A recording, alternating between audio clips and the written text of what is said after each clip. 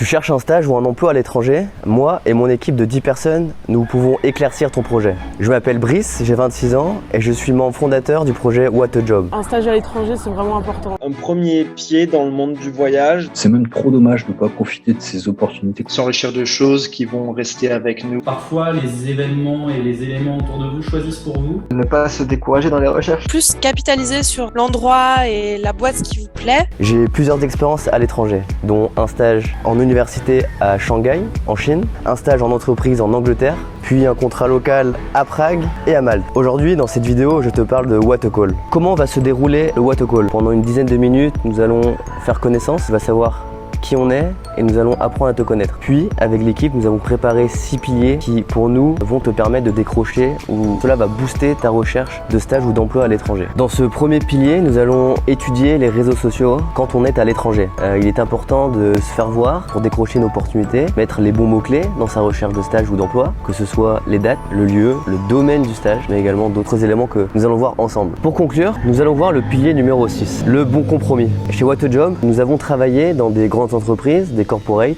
mais également dans des startups, de façon plus rapide, de façon plus agile. C'est dans ce dernier pilier que nous voulons vous orienter vers une façon de travailler. Si vous êtes innovant, vous voulez que ça aille vite, vous n'aimez pas trop les règles, on va vous orienter vers des startups. À Prague, par exemple, il existe les 10 meilleures startups de République tchèque qui sont répertoriées chaque année. Et tout simplement, nous allons vous aiguiller pour aller émettre des candidatures spontanées. Mais si vous préférez plus des grosses entreprises, où il y a de la hiérarchie, où vous avez des managers, où les choses sont mieux faites, mieux organisées, mais moins rapides, plus lentes, c'est aussi quelque chose que nous voulons vous conseiller. Et sur la dernière partie, nous allons répondre à tes questions et préparer la suite. Nous te donnons accès également à notre communauté sur Discord, où nous parlons quotidiennement des défis de l'étranger avec les membres de l'équipe et les aventuriers qui ont décidé de nous faire confiance. Nous allons également booster ton profil sur nos réseaux sociaux pour te donner un max de visibilité. Qui sommes-nous? Nous sommes une équipe de 10 personnes constituée de 2 étudiantes et de 8 jeunes diplômés. Ces 8 jeunes diplômés sont principalement tous à l'étranger.